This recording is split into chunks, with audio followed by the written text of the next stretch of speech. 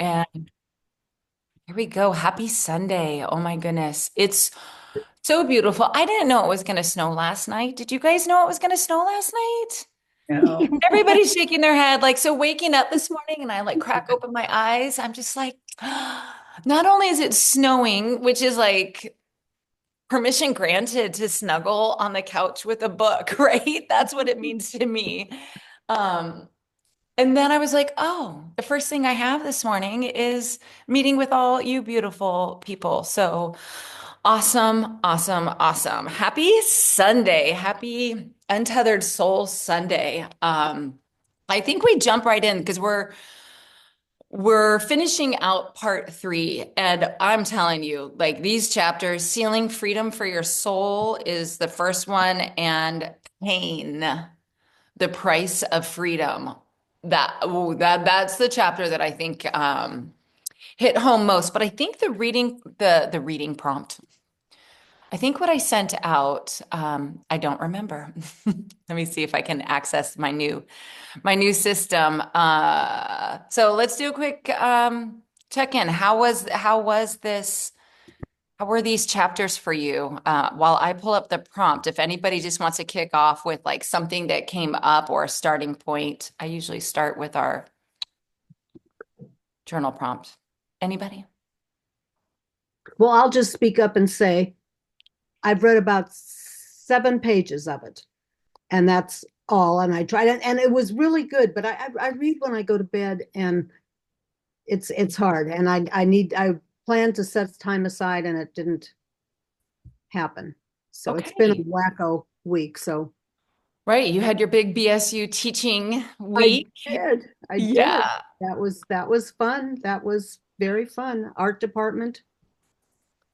That's awesome. Well, and here's the thing, like it's okay if you haven't read because some of these concepts, like I encourage you to go back and reread the words. I mean, I think that it's pretty powerful, especially again for me. Chapter 11 is the one that really hit home about going into the pain. And I've been, having some conversations with people who are in fearlessly or courageously, let me change that word, courageously entering into the dark night of their soul. So, sending lots of healing love right now to our beloved Dr. Woo Woo, Susan, who's going through just some real deep grief right now and processing. So, just sending love to her. And I think part of this was seeing like how foundational this book was for me to receive it right at the onset of my healing journey. Again, I read this in 2020 when I was somewhat blindsided, not 100% blindsided by the divorce, but then what I didn't expect was after the divorce, the continued downfall of my life, the all the after effects that come from the uncoupling, especially when you have 3 children that are involved. So one of the things that I think this book taught me is the importance of going into the pain and sitting with it. And so that's part of like why chapter 11 I think is so, and of course, and it's, let's go to the numbers, Bridget. Let's go to all the 111s that you saw on your journey, on your trip. I just loved that. I love it when people notice that because it is confirmation you're on the right track. You are looking for signs, and it's like whatever it is that you're doing, if you look and if you ask, you shall receive. And so having chapter 11 just talking about going in and sitting with the pain. It's like facing the dragon. It's sitting face to face with it and being like pulling ourselves out and still having a space to be like, I'm okay. It sucks and I'm okay, right? It sucks and I'm okay. So chapter 10, though, this prompt I believe came from chapter 10. In this, again, this is from the Untethered Soul Journal Guide. And the journal guide doesn't really tell you what chapter it's from. You just kind of have to sort that out. So saying that consciousness is always drawn to the most distracting object, the bump toe, the loud noise, or the hurting heart. It's the same law both inside and out. The consciousness goes to the place that distracts it the most. That's what we mean when we say it is so loud, it caught my attention. It drew your consciousness to it. Like, right, like in my life, like it was so loud, everything that was hurting and falling apart, like my attention was there. But when a blockage gets hit, the same attraction takes place and the consciousness gets pulled to the source of discomfort. So the teaching is from your seat of awareness, right? That's what we're doing here is being aware of all the chatter that's happening up here. So you have the choice to focus on whatever object you choose, outside or inside. So next time you get disturbed inside, experiment. And this is something that we've been talking about. Like there are times to go into the dark night and to sit in the pain. And there are other times where it is not appropriate to do that. And you have to make a decision that I'm going to look elsewhere. So it says next time your attention is drawn to an inner disturbance, observe this discomfort. What types of thoughts are created? What happens to your energy?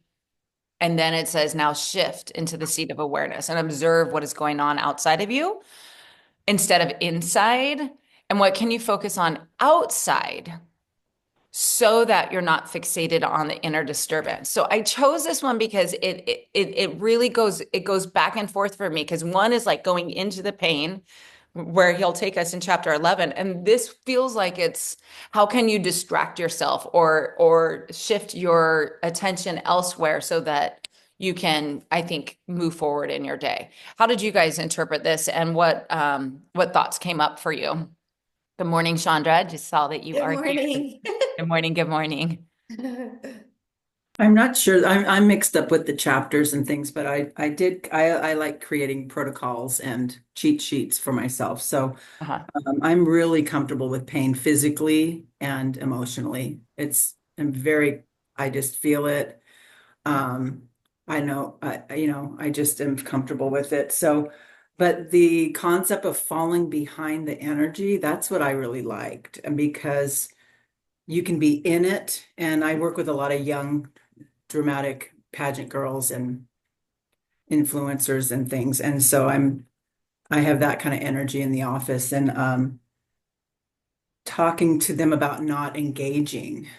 Um, when all the likes on social media is like you want to engage, but then there's stuff that you do not want to engage. So setting boundaries on I think it's first identifying like, oh, that hurts. And that can go way back to age 3. I had something this week that's like, why do I hate that thing? And it's like, oh, there was probably some trauma and there's something that would happen to me. And I'm like, oh, okay. So do I continue to hate that thing or do I just accept it and go deep and say, and forgive and all the processes. But the next step was, just I think recognizing it is a good thing. Like that thorn thing is so annoying, like walking around with an apparatus so people don't touch you. I'm like, I hug everyone. No one, I can't do that. But that's the weirdest thing to me. So I love how he describes walking around with a big apparatus around you. And, when I have a quadriplegic or someone that I'm working with, we have had all those big Yeah. apparatuses around them to protect them and temporarily. And then that feeling part I can do, and usually identifying that in your body, and it's usually my gut. And then, as you know, I was hospitalized 4 times last year Yeah. because of my gut. So my gut is the indicator. And then the next step for me was I liked how he said to relax in it, which means to me to breathe.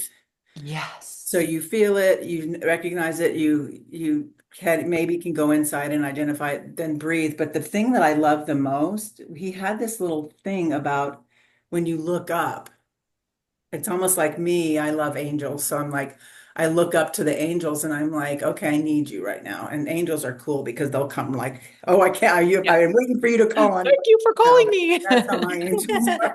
They're just like, and then so I like this is like little protocol.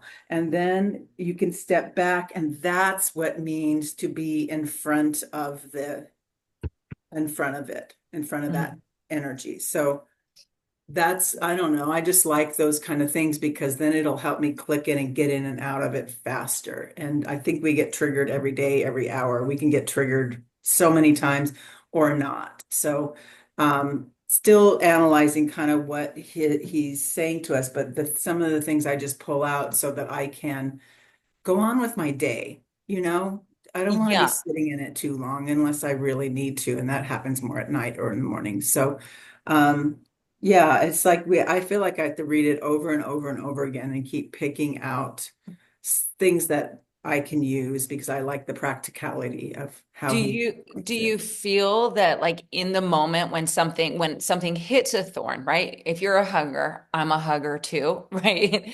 Like it doesn't work for us to be protected, but that imagery is so powerful because we can see that what we have many of us have mentally and unconsciously been doing to protect our wounds. And when we decide like we're not going to wear this apparatus anymore, they're still there. The wounds are still there and they will get activated. I had, like I have identified a Valentine's Day thorn, right, for myself and how, and luckily I it was triggered or it was activated a couple days prior to Valentine's Day so that I was prepared on Friday that I had declared it to the Joyful Soul Circle that what I'm going to do this week is not, I will only do self-care and self-loving things for myself because I was witnessing, this is my question, this is my very long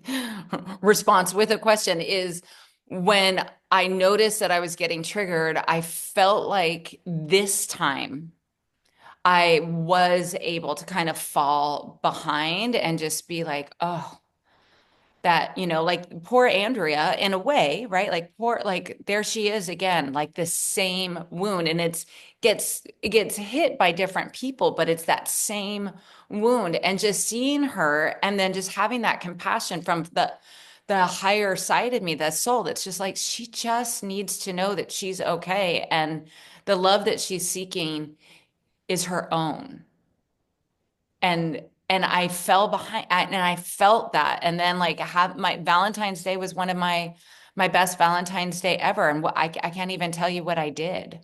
Oh yeah, I watched Sex in the City at some point. It's my favorite like guilty pleasure TV show. Both my teenage kids are out on dates and I'm like I sat in the hot tub. I don't know. I did the things that filled me up and it was a beautiful moment of awareness that I saw this hard day coming and that I was going to kind of soften for myself and I fell behind it so to say. I got to see myself and it was really lovely and I didn't want to go deep that day, right? Like you're saying, Lisa, like there are times where it's like I just got to like keep going, like you're in the middle of your day, something gets triggered, you like noted.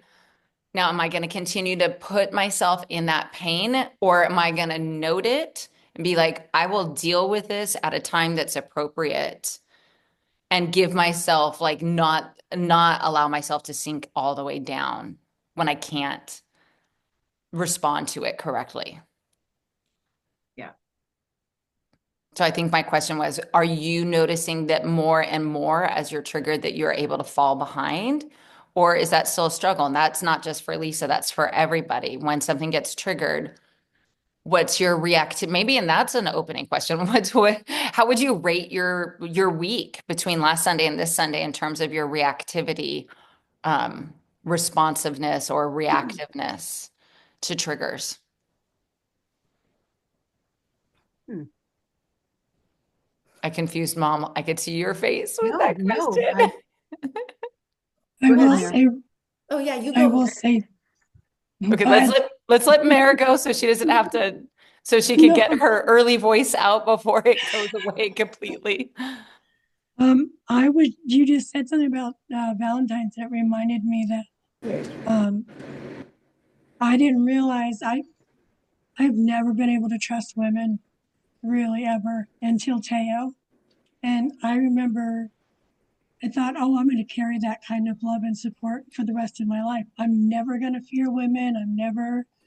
And then I started to again, but then you guys kind of reined me back in. But this was my first Galentine's that I ever got to do a girlfriend thing. I haven't ever had that.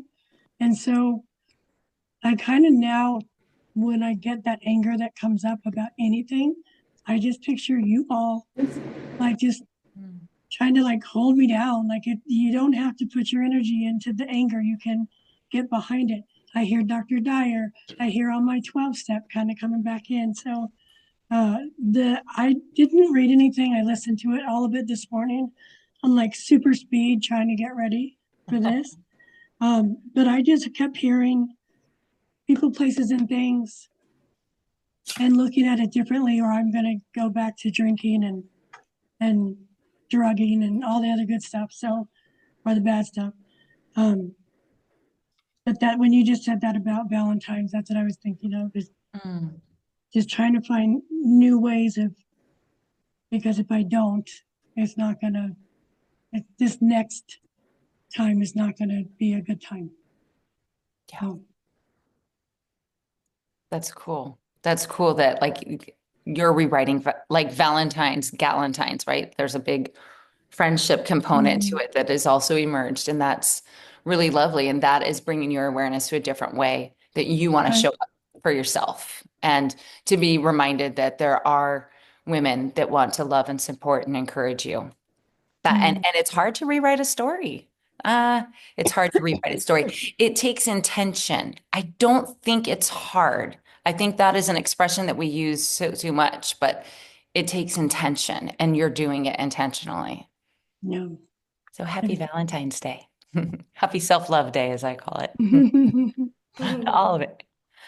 I really like that happy self-love day, because if you really think about it on an esoteric level, is we're born alone and we will all die alone. And it's very sad, but it's true, right? Like, let's just accept it.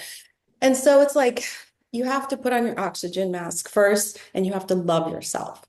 And so I love that. Whether you have a mate, whether you don't, it doesn't really matter. You can have a mate and still feel so alone, because it's the way that you feel inside of your heart, right? So I love that, number one. And I really appreciate that you shared that, and also Mira, that you shared that, because I think that's super like important.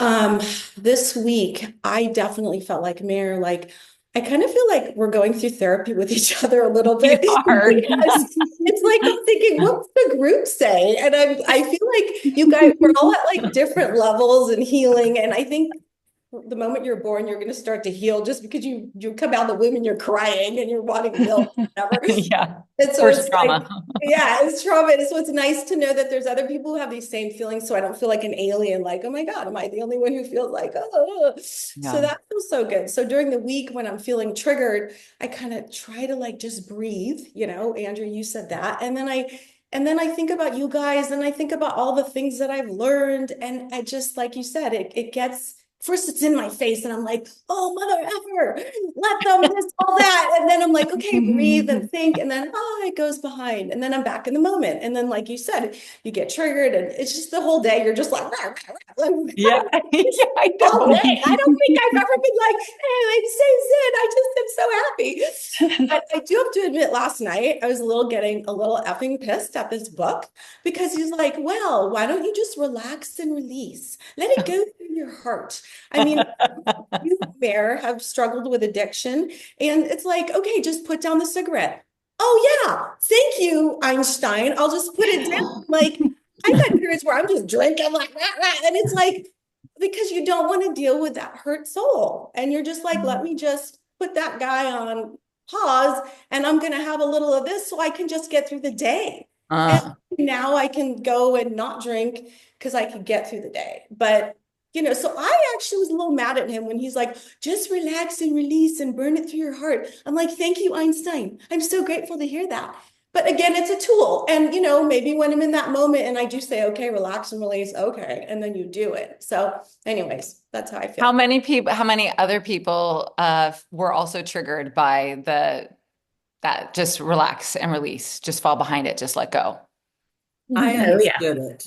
I understood it. I think again, being me behind it, but in the past, I would have been really mad. Like, you don't know me, you don't know my life, you don't know my pain. I can see myself doing that, but when he said it, I'm like, oh, that's going to piss a lot of people off. Because I'm listening to it, Mayor, and I thank you for teaching me how to make it talk faster. Because as a Valley girl, I talk and listen fast, so that's a great thing if you ever need to listen. Um, but I was like, I wasn't pissed off this time because I do understand it because I meditate so much.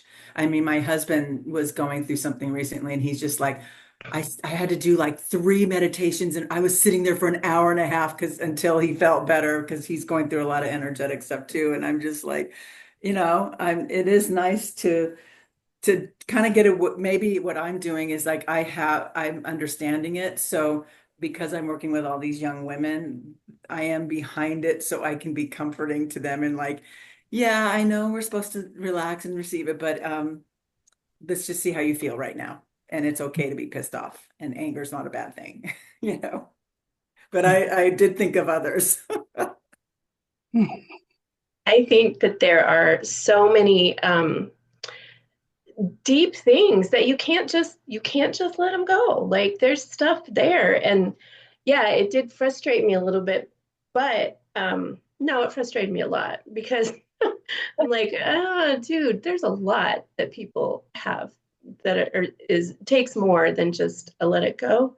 However, I do think that it's also incredibly valuable for processing now. Like as we're learning this, like processing what is happening, it's so good for, okay, let's not bury any more of that stuff because now we know how to deal with it. But the stuff from the past that is stuck in there, yeah, we need to do other things. It's really hard to just let it go when it's energy that's stuck in you, you know. Yeah. Mm. Yeah. Peggy, were you going to say something? Well, I was going to say something because I was talking to Kelly about this part of the book because I know she's not participating because she didn't start. And so we were talking about that last night. She said, sometimes she said, you bury stuff because it's kind of forgotten. It's maybe you don't care anymore. So why are you going to dig it back out? Maybe it's best because she had somebody bring something up to her point recently about something that was way back when. She goes, oh my God, I forgot about that. And why do I want to dig it back up and create all this animosity and time? I'm fine with it, the way it is. And so some of it too is why are we digging past up? And, and then I had to chuckle then because I told my other daughter about the part where he said, if you just don't smoke, just don't put it in your mouth. And Tammy, who's a smoker, she just had to chuckle. She goes, oh yeah, that's a good way you need that, get through life. Yeah, I'm just going to not do it anymore. Just like that. Yeah. So we did have the chuckles on this last chapter about so. But anyway, I think he has to make that that point, and I think that there might even be intentionality in causing anger in people to make you really look at potentially what are the excuses that we put in as to why we can't just quit smoking, why we can't just stop thinking about that, because we can empower our disempowering beliefs and we can empower our excuses and the reasons why we're not willing to change all damn day. And so whereas I agree that we all know that cigarettes are full of very addictive substances that requires a detoxification process. It's not that easy. Any addiction that we have, there's something much greater going on. I do think that this is more about moving through our day, being that pinball that's going through the day. And when things come in and out, I really loved on page 97 where he talks about getting in and getting out of your car each day. Like that is something that's so practical that we could do, is just taking that breath. I'll read this to you. This was from chapter 10.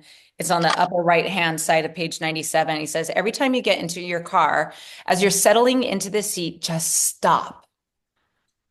Okay. I have not done this yet. Take a moment to remember that you're spinning on a planet I did like in the middle of empty space. Then remind yourself that you're not going to get involved in your own melodrama. In other words, let go of what is going on right then. Remind yourself that you don't want to play the mind game. Then, before you're out of the car, do the same. So it's like pulling yourself out of the moment and just being like, what am I experiencing? Like, I don't need to go into this story. And then there are times when you are in a therapeutic session, right? If you're doing emotion code with Kelly, or if you are going and talking to your therapist, or you're doing some Reiki healing work, that's when you can start to excavate it and like go deeper and examine that wound. Because again, like there are so many times where I'm like, I thought I have healed my divorce wound. And my ex-husband's birthday is Valentine's Day. He turned 51. So I thought I had healed it, and it keeps getting triggered. So like even like Peggy, whatever happened to Kelly that got triggered, it's like, why do I want to deal with that? Well, if I we guess somebody don't, else brought it up and she says, why do I even care at this point? I have buried right. that a long time ago. But Right. have you? That's Because the if you're key. still being Very. triggered, have you? Well, Yeah, somebody that's the else key. is Is screwing it when out. you bury it, is that the core, Yeah. the root cause being addressed. And that's why I liked him shocking everyone, saying it's a choice. And we're like, oh, okay. And it's true. It's a choice. And that's kind of But then slaps you in the face because, okay, we're choosing to be in pain. I mean, you can go on and are, on, but are you choosing not to bother with it anymore? You're choosing to say, I root don't care. cause. What about I the root don't care. cause? But I can't fix those root causes. Sometimes you can't fix it. If it's coming from No. outside and somebody else's interpretation of you, I go out and go, I'm not going to care, because I Right. You don't can't have to fix fix it. them. Yeah, So I don't have to Right. fix it. So you that's don't why have to I fix it. sit there in Yeah. the car and I wish it down and say, okay, I'm going to breathe and go through my day. And But does it still trigger you? Does burying it make it, that's the key. If the root cause Mm. doesn't have to be fixed, but you don't want to be triggered anymore. He's trying to say, get to the root cause. Maybe that's not what works, because the burying it, if that works, it does. But if you still get triggered, did that work? I think that's. The way I interpret it is that he's not saying bury it. He's saying let the pain come in, go through your heart, have the fire, and then let it go out. So you didn't bury it, it's gone. Which to me is like, okay, so are we now amnesia people? Like we don't have memories? Like it's a very interesting concept to me, but I don't know if that is what I want to bring along every day, because I can't bury the fact that these things have happened to me. I can, sure, I can burn it through and yeah, it's there, but it happened. Like, But when I see my molester, I can actually hug him and work what? with him right now. What? So through my Wow. mother's estate, that's why I know I'm healed right there. Wow. That's how I know I'm healed. So yeah, that took 30 years, but that's the test. Did I bury it? Did I deal with it? You get to be tested on it. And I think he's saying, and tell me if you agree, that when you're triggered, that means it's not healed. So the key is for me to see my ex-husband and not be triggered. The key is to see my molester and not be triggered. And and I love testing myself like that now. And I'm like, oh, okay, yeah, it took 30 years. Okay, but that minute you're like testing it. And then if I get screwed up again, I'm kind of like, oh, okay, got some work to do. I'm not happy. I thought I dealt with it. So, I dealt with a weird thing the other day with some stupid thing. And I was just like, well, haven't dealt with that, obviously, so I don't know if you're interpreting it that way, but That's where how I'm seeing it, is that when do we no longer get triggered? And I'm still giving myself and I'm using a very contrite and simple, Valentine's Day. And it has a lot of depth for me. But when I was in Coronado last week, they have all the cute storefronts with all the Valentine's Day stuff. And I was just noticing, I was like, oh, that's cute. And almost oh, would I wear that? Or, I'm even going to the next step of can I even bring this into my home? Whereas if I had been there 4 years ago and had a rock in my hand, Yeah. on hurling through the window that was with funny. double birds that my mom taught me so well to fly. We have to come bail you out of jail. Right. So I think I think there is a difference in the way that I'm interpreting it again is to get through our days, like to go through our days and then to have the awareness that if we are getting triggered, there is something deeper. And Peggy, to your point about other people, who brought up the book Let Them or the Let Them theory? Chandra, thank you. I'm a little over halfway through Mel Robbins' book, The Let Them Theory, which we talked about in the Joyful Soul Circle. It's impacted me that much just recently because You write that down. is able with those two words, I think in a lot of ways put into the theories that are explained here, where whatever is happening that is triggering you, like everything from construction driving through downtown Boise, like let them improve our streets. Let them block this street so that, people are safe or, and they're going to make this improvement and let me maybe give myself 5 more minutes to get to the place that I need to go so I'm not stressed. Let me. So it's let them, let me. And the reason I find her book so compelling and definitely recommend everybody. I'm listening to it on Audible, also listening to Mel Robbins on Audible. It's just like she's just jibber jabbering to you. So it's really great. But in those two words, I think that allows you that quick moment when you're noticing you're getting triggered, wherever you feel it in your body. Because that's usually our signal that something is getting touched that is sensitive. Let them, let him, let her, and it just gives you the power. It returns the power to yourself, which is essentially what he's saying with this whole fall behind. Like, don't allow yourself to get pulled into whatever it is that is triggering you. Like, let it, let them, let him, let her, let it, let whatever it is, like the Beatles, hallelujah, let it be, let it be. Like, let that happen. And then the most important part of the let them theory is the let me decide what I'm going to do about it. And add just for today, what you won't do just for today. That's another big 12-step help that for whatever it is in your life, doesn't even have to be drugs or alcohol. It's just, for today, I'm not going to choke my ex-husband. Today, I'm not going to run over the guy, that just pissed me off, whatever. So I love it that. helps with all things.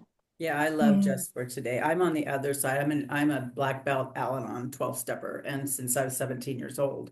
So those principles carry through life. They want us to carry through because untreated Al-Anons, who are the family of alcoholics and drug abuse, are highly manipulative and controlling, and that would be me untreated. So there's tests to see if my 12 steps are working for me. So if I'm less controlling and if I'm less manipulative, and maybe zero is my goal. Just for today, I love that one because that just like when you sit in the car and you're saying, I'm the speck in the universe. Take a breath. Same thing. Just for today is like there's a beautiful things in there to just for today. Let's just do this. And it sets an intention and it does help. Again, I like structure and protocol because I'm kind of controlling. Yeah. And And what did we decide that control was? Or would we decide? what was that again? I blocked it. I think it's an unmet need, right? It's fear. Also fear. Oh yeah, fear-based. That's right. Trying to control, right? Yeah. Like what's scaring us, what's unsettling us, what's disturbing us. Yes. Then you build the apparatus and then right. That thing cracks me up. The apparatus. Yeah, because maybe that's some artwork for you to draw yourself. I visualized a pretty extensive one. It had little bells on it so people can hear me coming and here she comes, back off. Don't touch. Other thoughts on let them, let me, or this idea of moving away from the disturbance. This is all still chapter 10 because I want to dive into chapter 11 too. Called Pain, the Price of Freedom. Ooh, hoo, hoo.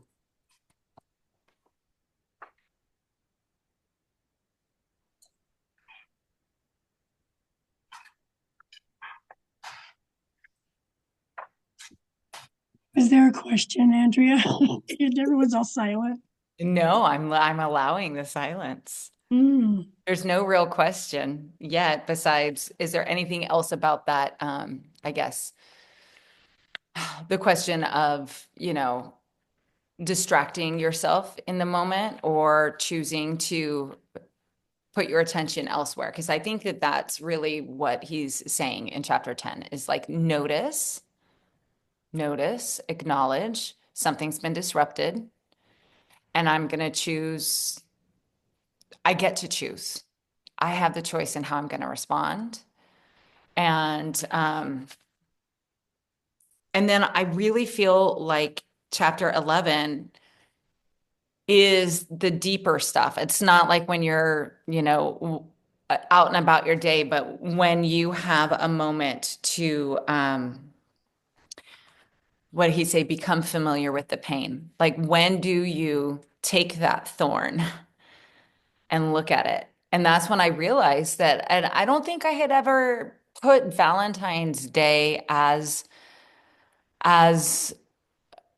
a thorn, but I really saw it as like one of my major heart wounds. And I was like, oh, it's just like so fucking poetic too, right? That it's on Valentine's Day that I chose to marry a man who was born on this day that is the celebration of love. And then when he left, and every year since, when it comes up, not only have I not been in a loving, safe, supportive relationship, but what activated in me is that I have not told another person that I love them in 5 years. Like, and so is my apparatus, like maybe I wasn't even aware of my apparatus until just this last week. I mean, Valentine's Day was what, 2 days ago? So but I took that thorn out and like I'm looking at it. I'm sitting with it and I'm still healing it. And that surprises me. That it really surprised me how triggered I got just thinking about this day and thinking about not why have I not found somebody that I can feel safe around and that I feel like is the next partner for me, like I've had to sit with that pain, and some of it's the same pain, but some of it has transformed slightly. The fear of pain, though, is what holds us captive. And the fear of examining the root, that's what you kept saying, Lisa, the root of the wound. Like when we don't look at it, because we can get around the disturbance, but when we don't actually excavate, like where does this come from, and clean that out and heal the root, it will continually get hit and get infected and cause an out until you're at the place where Lisa is, where she can embrace her molester. Like that's King of Spades shit right there. First of all, I'm just gonna say, like, you are the most powerful card in the deck, and that is kind of confirmation of that. But for the rest of us, like, what is your relationship with pain? Do you allow yourself to feel deep rooted pain and try to understand how to use it, how to transmute it, how to use it to free yourself? I think I use my pain, I let my pain come out to a certain point because I think I I let it come out to a point where I can handle it, where I'm not going to go drink alcohol or do something that it would not serve me in the long run because I feel like if I feel it too much, I'll cry forever. Like, you know what I mean? Oh, I won't oh. stop. Okay, what happens if you, oh, so that's the story that you're telling yourself right now, is that if I unleash this, like the river of tears will never stop flowing. Yes. And I've written a book, and in the book, the main character is just like, she can't handle it, and it's me, obviously. Mm-hmm. But it's like, I just like knowing this thing that happened to me that is so traumatic that I can't even believe happened to me.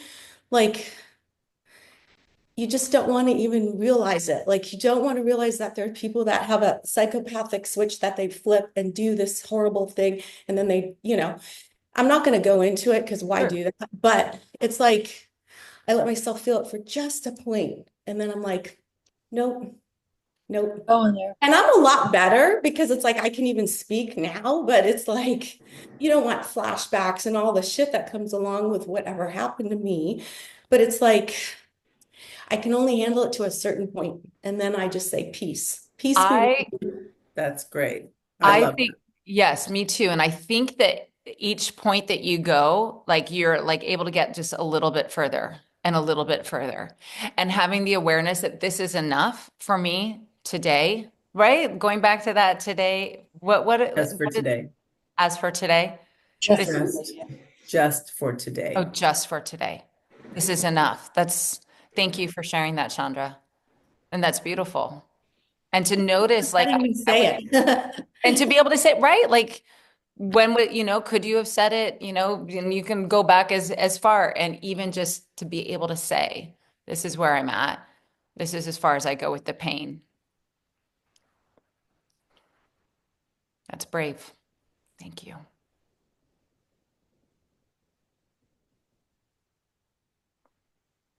I feel like that is the healing journey though. That is life's journey, right? Is I was in a class yesterday and we talked about moving the needle.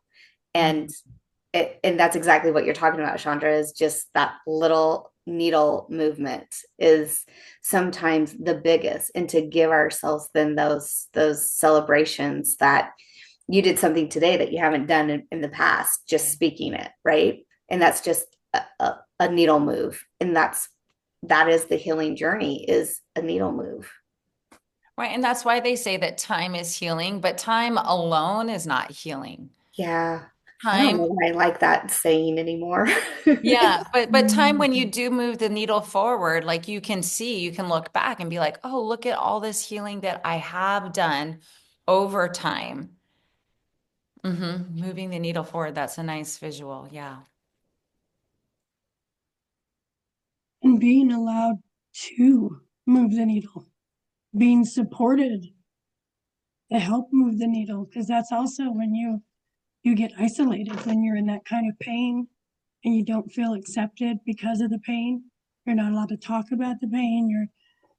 I mean, for me, when my mom died at 15, I started drinking and doing drugs at 15 because my dad remarried instantly, couldn't talk about her, no pictures of her. And it was that yeah, there was a tremendous amount of trauma and loss. And then you don't get to talk about it. What are your choices as a kid? You like eat, drink, everything, right? And you continue to do that as a tool. But when you're given a space like this where you're allowed to share it, and you too, Chandra, just love you. And I can't wait to spend more time with you because there's so many similarities when you're talking about the amount of pain. Minnie Mouse is here, by the way. So Lounge Singer is now gone. Minnie has shown up. When you talk about the kind of pain and that you're not going to pull the whole thread, just a little bit of the thread, that's still really powerful. That's still you standing in your own, saying, like, I'm not accepting it, but I'm going to acknowledge this much so that I can keep going forward. I think that's amazing. Really. Mm-hmm. Yeah. I feel like I want to cry, but I'm not going to. And if you're gonna cry, this is a safe space to cry. I know, but then I won't stop. Perhaps, perhaps not. That pain that that we're talking about is the stuff I was talking about before, about the deep stuff. This is the big stuff that you can't just let it go. It's like big. And one of the things that I've learned is that, and he talked about it a little bit, I think it was in the last chapters that we read, about protecting our hearts. So the deep pains that you're talking about now are the heart. It's a heart wall. Like we do what we need to do to protect our broken heart.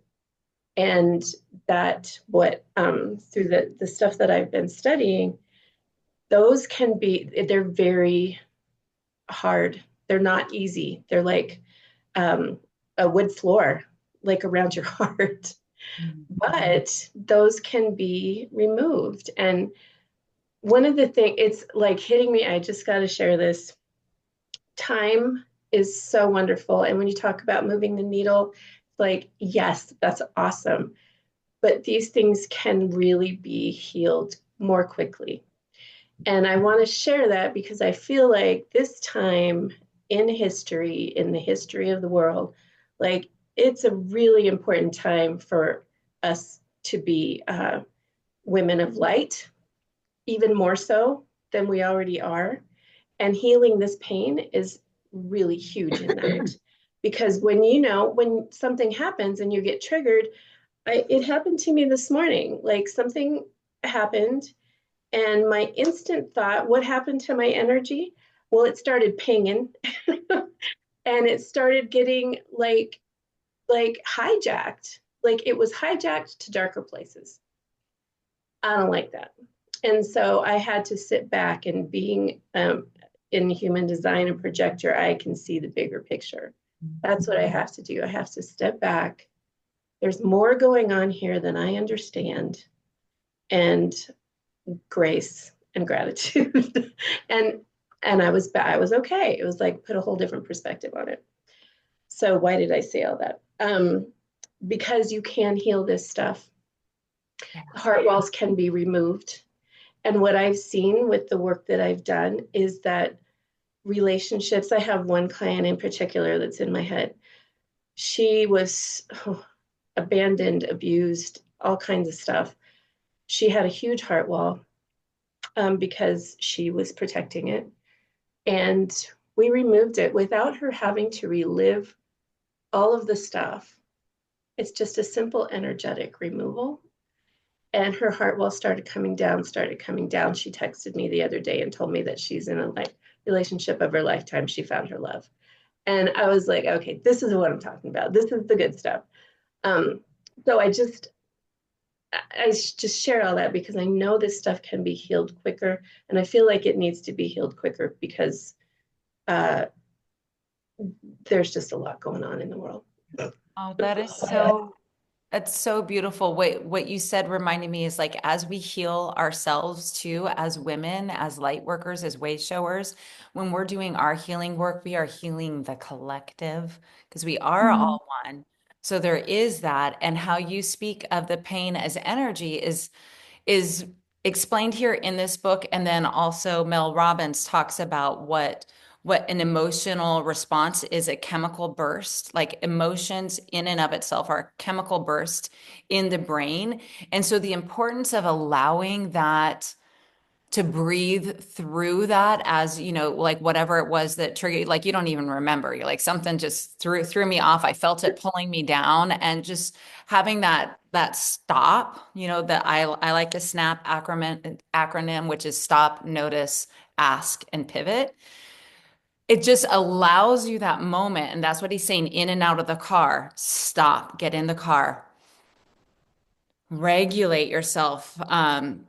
He says this was, as you relax and feel the resistance, the heart will want to pull away to protect and to defend itself. So keep relaxing, relax your shoulders, relax your heart, let go and give room for the pain to pass through you. And that's what Chandra was talking about too, how it comes into your heart space, feel it, breathe into it and breathe it out, and just allow, but you have to acknowledge, right, that this is happening. I am feeling some discomfort, but he says it's just energy.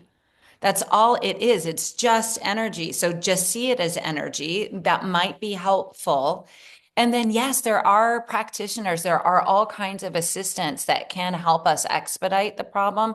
And perhaps for those of us who have, big T trauma and necessarily feel that it's in your best and highest good to relive and recount and retell the story, that there are other ways that it can be healed. I know that Kelly has one of those practices. I think about, you mentioned human design. So I think about our beloved Tammy Reed and how she is able to access people's energetic field and pull shit out. Like there are other things that we could do if we understand that pain is just another form of energy. It literally is a burst in our brain of hormones like released, and how we respond to that is really allowing it to move through us. Yeah, with the snowblower. Or activate us like right now with the political climate. I'm activated to protest the living hell out of everybody and defend everybody. And so that I feel like I'm gonna put any kind of other energy to helping others and standing up for others. And it quiets my crap down to focus on other people, especially right now with, all of us and everything that's at stake for all of us. Yeah. Yes, and that's also you're also healing yourself in the process as Right. well. So let's Right. not negate, like you're not just like deferring, like I'm in so much discomfort and pain that I'm going to heal other people and spend my time there, because I just want to say that I see you, Mare. I No, it see does heal me. Yeah, I you're right. see the healing work that you're doing for yourself as well. And you're such a compassionate, you're a heart energy. You want to heal others as well through your expression of love, through that Three of Hearts energy. Yeah.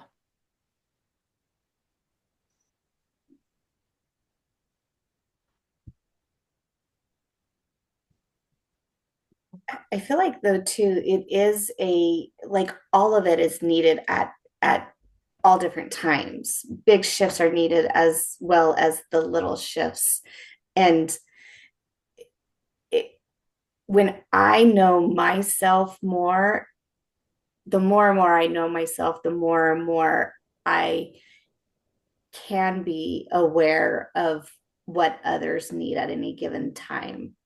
if if that makes sense. I've been volunteering at a grade school, and that is what like the role that I see myself playing is I'm there an hour a day, only an hour. And so I'm like, I am whatever is needed for this hour. If it's a shoulder to cry on, if it's to run as fast as I can with a first grader, whatever it is they need, I am there for 1 hour. And I feel like in as we're talking about energy healing and all of that, it's kind of the same in my mind. The more I heal myself, the more I know me, the more available I am for somebody else's. I love that presence. And by the way, if you guys don't follow Bridget on Instagram, her recess Life tale, lessons from recess. life lessons love from it. recess are so great. Life lessons from the road. She just had, but life lessons from recess. Yeah. When you allow yourself just to be fully present, and that's what Eckhart Tolle writes about, all like the power of now, and how like when we are fully present in the moment, like all stress disappears if you're fully present. The truth is we are often not fully present in the moment. We're thinking forward or backwards, and we're not in the moment. And that's why there's that power of our breath to come in and just connect us to the present moment, to right now. What Right, else? my right now is I'm, dog sitting. So I have 3 dogs in this room snoring.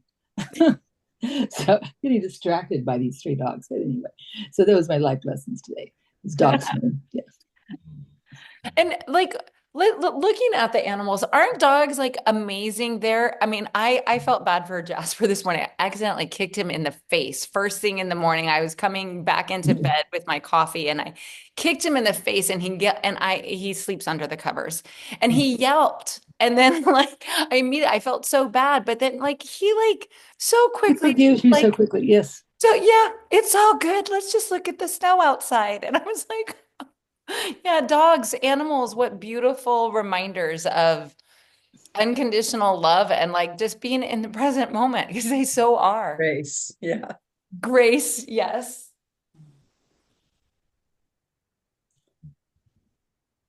I do have to tell you one thing, Andrea, just as it was humorous when you're talking about the Valentine's Day thing. Yeah. I was supposed to get married on Valentine's Day years ago. Instead, I pushed my fiance to get married on the 15th. So I didn't share Valentine's Day with anybody else. We're now divorced, and Valentine's Day is so wonderful for me. I didn't have to get all stuff. So maybe I knew way back then. Just leave Valentine's Day alone and do your own thing. Yeah. So Oh, that is it's kind so of funny because I can still enjoy those Valentine's things along the Coronado, along Orange Avenue in Coronado, which I did, and didn't get Was all this stressed with out over it. Oh my gosh, that is so funny. Was it with Ted? Yeah. Oh, funny Yes. Yes. that you knew. I must have not. Somehow I kept insisting because I don't know. It'd be just perfect. I said, no, no, no, no. I don't think so. Let's just move it a day. Yeah. Oh my gosh. No, I love this week because again, I work with younger women and it was all Galentine's. And so you never know when they're coming into the boutiques, do they have a Valentine? And it didn't matter because it was all self-care. Right. And I love that. I really And I love love whoever invented that. I don't know. I just learned about it a few years ago. I don't know if it's so new, but that is a nice place for people to go. I was single for 13 years and I don't even know what I used. I think I used to just really buy myself lots of flowers Yeah. and Yeah. I can buy myself flowers, so Well, I made myself muffins on yeah. Valentine's Day. So, but I think I did Galentine's because I was on my own in 13 years and I was just like, well, it's you have to take it. I don't know. I just didn't want to feel bad that day. But yeah, you took it to a whole new high where you want to throw a rock through a window. I was like, wow, Well, okay. that was my anchor because it's That was specifically good. his birthday and Yeah. like separating out the two, like a day that like I gave like and I feel like I poured so much love into because I thought it was so romantic. Like, oh my gosh, Valentine. Yeah. So I Yeah. had So anger, and that was one of the ways that I noticed my anger because I'm an Enneagram 9. I'm the peacemaker, and I don't express my anger very I'm getting more in touch with it. yeah, keep those rocks away from you. Just got to paint those. Paint the rock I and know, say, right? Let's yes, paint put a those smiley rocks. face and then Yeah. leave it for someone. Oh, I love that. Yes. Love that. Love that. Oh my goodness. Well, we're at the top of the hour. I just noticed, as I'm sure, I think Mary, you called it out. There was some silence in this one. There's like a little bit of just silence. So it's interesting to note, like we're in those silent moments. Well, Like, maybe one of those things I was going to add, you say you don't want to wait till the stuff gets triggered and then you realize, boy, you have something you need to address. But if you haven't had anything triggered lately, which I guess I haven't, you must have something that I can trigger that I can think about what it is. But right now I'm seem to be fine, me and the 3 dogs. Yeah. celebrate that. If you're Yeah. not being triggered by Yeah, anything that's right right. Yeah, now, yeah, like yeah. that's called a win. That's a win. Yeah. Right. Nobody, yeah, I've had As long mostly as deaths you're over not, the last year or so. So it's not nice. I don't have that right now. And so, yeah. yeah. As long as you're Right. not like isolating yourself and self-numbing and like not engaging in life, and that's why nothing's getting triggered. If you are living your normal day-to-day existence and being a human in this world and having conversations and encounters and still not getting triggered, then that's just a win. Yeah. That's just a beautiful thing. Yeah. And celebrate that for sure. Yeah, we shouldn't feel guilty for having wonderful times and being okay. Like that's Yeah. okay. It's good. Yeah. Yeah. Yeah. Well, Excellent. thank you all. Yeah. Anything else that somebody wants to just express before we enter back into the pinball machine of life and come back next week for chapters starting the fourth part of this book, which is going beyond. Going beyond. Taking down the walls is chapter 12, and far, far beyond is chapter 13. I just want to What? say thank you. You guys are awesome. It's so what Yes. Yes. Thank you. Agreed. And I will be zooming in with some beautiful women here live next week from the Shasta Ashland area, where we are on a scouting mission for the upcoming retreat, which will be announced shortly. There's just like some little teasers, but going to be there next Sunday. So hopefully we'll make sure that I just got to remember that I'm on Pacific time again next weekend. So 9 Good. a.m. Yeah. But really looking forward to the continued conversation and just hope that everybody throughout this week, you know, using that car imagery, like when you get in and out of the car, just to take a moment to take a breath. Because I think when we practice it in just everyday moments, we're going to be better equipped to practice it when like if a big thorn, like my big thorn got hit this week, and just be like, okay, I thought this was all done. It's not. Yeah. All right. Bye, everybody. Great day. Much love to Bye. everybody. Happy Sunday. Bye. Have a Have a good week. beautiful week. Bye. Bye. Bye.